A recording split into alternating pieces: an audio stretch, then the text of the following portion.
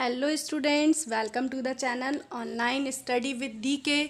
और मैं नीलम, जिनके साथ आप प्रिपरेशन कर रहे हैं exam CTET UP TET exam की।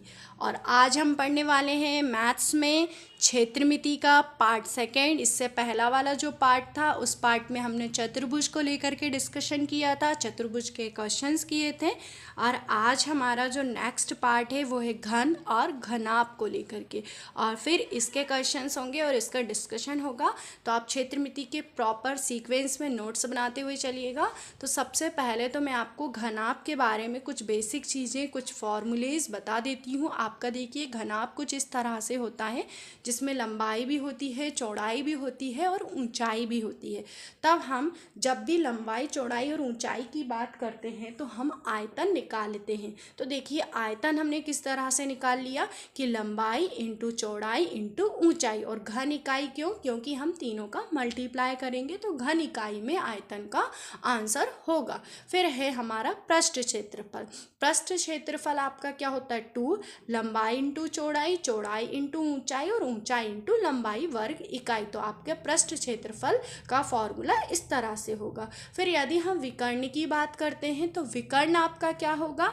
लंबाई का स्क्वायर, आधार का स्क्वायर, चौड़ाई का स्क्वायर और ऊंचाई का स्क्वायर। तो यदि आपको इसके विकर्ण निकालना है, विकर्ण कुछ इस तरह से होगा आपका, तब आपका विकर्ण का ये फॉर्मूला होता है। तो आपके कुछ ये बेसिक फॉर्मूले हैं जिन पर बेस्ड क्वेश्चंस होते हैं। तो एक बार और हम फॉर्मूले देखते हैं। आयतन लंबाई इंटू चौड़ाई इंटू ऊंचाई, और पृष्ठ क्षेत्रफल 2 लंबाई इंटू चौड़ाई इंटू ऊंचाई और ऊंचाई इंटू लंबाई सभी का सम। फिर है आपका विकर्ण, तो √L² + B² + H²। फिर इसी तरह से हम घन की बात करते हैं। तो घन होता है जिसकी सभी भुजाएं समान होती हैं, जैसे कि लंबाई भी समान, लंबाई, चौड़ाई और ऊंचाई सभी का जो मान होता है वो समान होता है। तो आयतन होगा आपका इसमें A³ घन इकाई, और पृष्ठ क्षेत्रफल होगा आपका 6A², पृष्ठ क्षेत्रफल 6A² वर्ग इकाई, और विकर्ण होगा आपका √3A इकाई।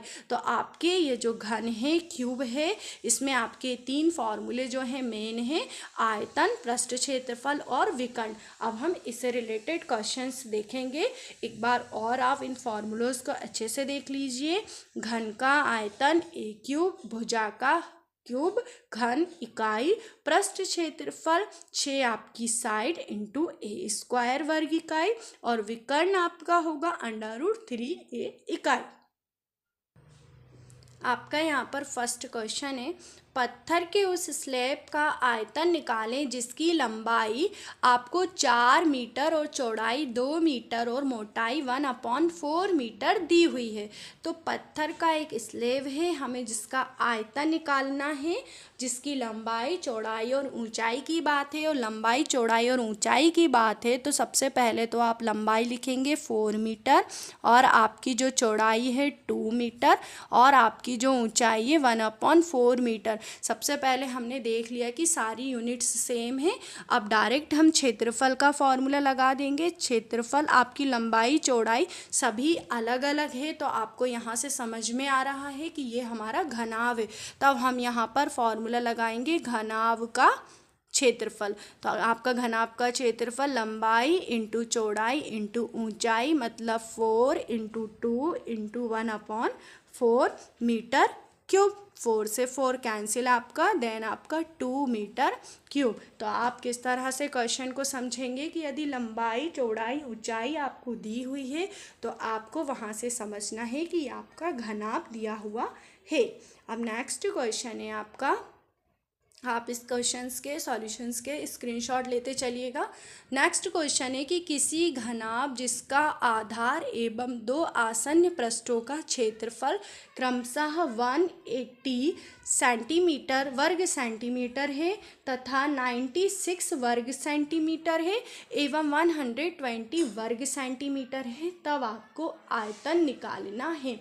यहाँ बोला गया है कि सभी जो आपके क्षेत्रफल दिए हुए हैं वो सभी आपको वर्ग सेंटीमीटर में दिए हैं 2 आसन्न पृष्ठों के, और आपको इन सभी का आयतन निकालना है। तो घनाभ का जो आयतन है आपका, आधार का क्षेत्रफल, अब इस कंडीशन में आपका जो फॉर्मूला होगा, आधार का क्षेत्रफल, एक सतह का क्षेत्रफल और दूसरी सतह का क्षेत्रफल। तो आप इस क्वेश्चन का स्क्रीनशॉट ज़रूर लें और इस तरह के क्वेश्चन को आप किस तरह से करेंगे ये भी लिख लें। तो देखिए मैं यहाँ पर घनाभ का आयतन निकाल रही हूँ। घनाभ का आयतन जब पृष्ठों का क्षेत्रफल दिया हो, घनाभ का आयतन अंडर रूट आधार का क्षेत्रफल, आधार का क्षेत्रफल इनटू, आप यहाँ पर देख सकते हैं कि क्वेश्चन में आपको दो सतह दी हुई हैं, दो और एक आधार दिया हुआ है, और ये आपका तो आपका ये वाला जो क्वेश्चन होगा, घनाभ का आयतन जिसमें आधार का क्षेत्रफल इंटू एक सतह का क्षेत्रफल इंटू दूसरी सतह का क्षेत्रफल का फॉर्मूला लग जाएगा। और यहाँ पर आपको क्वेश्चन में दिया हुआ है, देखिए दो आसन्न पृष्ठों का क्षेत्रफल क्रमशः है 180 वर्ग सेंटीमीटर एंड 96 सेंटीमीटर एंड 120 वर्ग सेंटीमीटर। तो हमें यहाँ पर क्या करना है कि आधार का क्षेत्रफल और दो आसन्न पृष्ठों का जो क्षेत्रफल दिया हुआ है हम उसे पुट कर देंगे। तो देखिए हम इसे पुट करते हैं और सॉल्व करते हैं।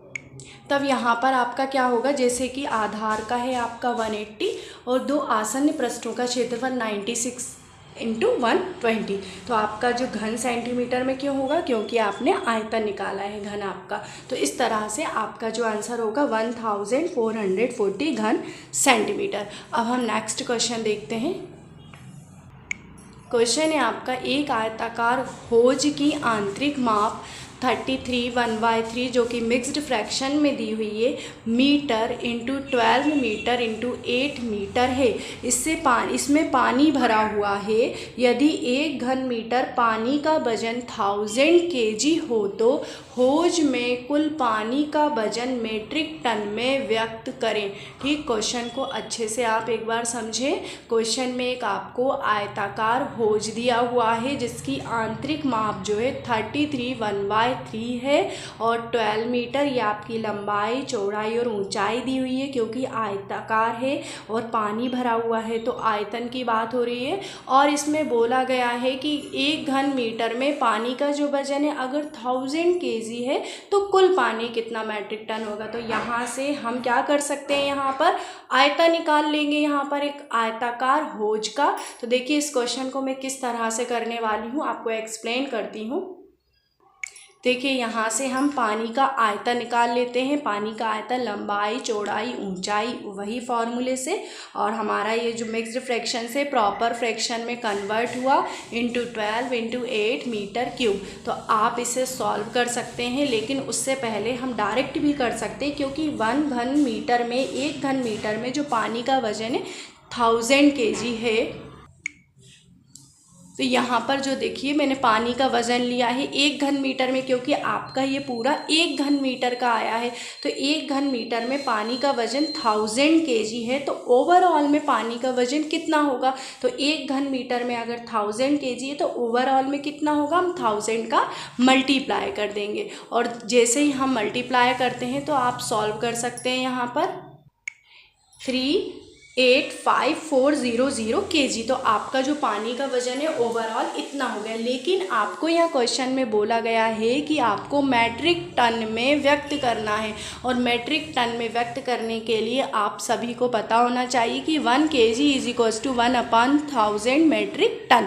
तो यदि 1/1000 मैट्रिक टन है तो हम इसमें 1000 से यदि डिवाइड कर देते हैं तब हमारा ये मैट्रिक टन में कन्वर्ट हो जाएगा। तो आप इस क्वेश्चन को देख सकते हैं मैंने किस तरह किया। सबसे पहले क्वेश्चन में ये था कि एक आयताकार होज है जिसकी हमें कुछ मापें दी हुई हैं, और माप से हमें समझ में भी आ रहा है कि ये माप जो है वो लंबाई चौड़ाई और ऊंचाई के हिसाब से, और सभी मापें आपकी मीटर में दी हुई हैं। फिर बोला गया कि 1 घन मीटर में पानी का वजन 1000 है, तो ओवरऑल में कितना होगा। तो ओवरऑल में निकालने के लिए हमने 1000 से मल्टीप्लाई किया, और वजन आपको मैट्रिक टन में फाइंड आउट करना था। तो 1 kg is equals to 1/1000 metric ton है, और आपने इसे 1000 से डिवाइड लगा के मैट्रिक टन में कन्वर्ट कर दिया। अब हम नेक्स्ट क्वेश्चन देखते हैं। इसी के क्वेश्चन है कि किसी ईंट की जो माप है वो 20 सेंटीमीटर है। इस क्वेश्चन में आप किस तरह से कर सकते हैं कि यदि आपको पृष्ठ क्षेत्रफल दिया हुआ है तब आप आयतन कैसे निकालेंगे। तो पृष्ठ क्षेत्रफल है, आप पृष्ठ क्षेत्रफल का जो फॉर्मूला होता है 6a² होता है। यहाँ से आप साइड की वैल्यू निकाल लें और आयतन होता है आपका a³, तो आप यहाँ से आयतन भी निकाल सकते हैं। तो देखिए यहाँ पर हमने पृष्ठ क्षेत्रफल लिया 6a² और पृष्ठ क्षेत्रफल a की जो हमारी जो क्षेत्रफल की जो वैल्यू दी है हमने वो वैल्यू यहाँ से पुट की। देन हमने यहाँ से हमारी साइड की वैल्यू फाइंड आउट की और हमारे फिर आयतन के फॉर्मूले में हमने साइड की वैल्यू रखी, इसे सॉल्व किया और मिक्स्ड फ्रैक्शन में कन्वर्ट किया। आई होप कि आप ये क्वेश्चन भी अच्छे से कर लेंगे। आप इसका भी स्क्रीनशॉट ले लीजिएगा। हमारा जो क्षेत्रमिति है, जो मेंसुरेशन है, ये इसमें हमने घन और घनाभ का आज का लेक्चर देखा। अब हम क्षेत्रमिति का पार्ट 3 देखेंगे नेक्स्ट लेक्चर में। आप सभी का बहुत बहुत धन्यवाद लेक्चर को लास्ट तक देखने का।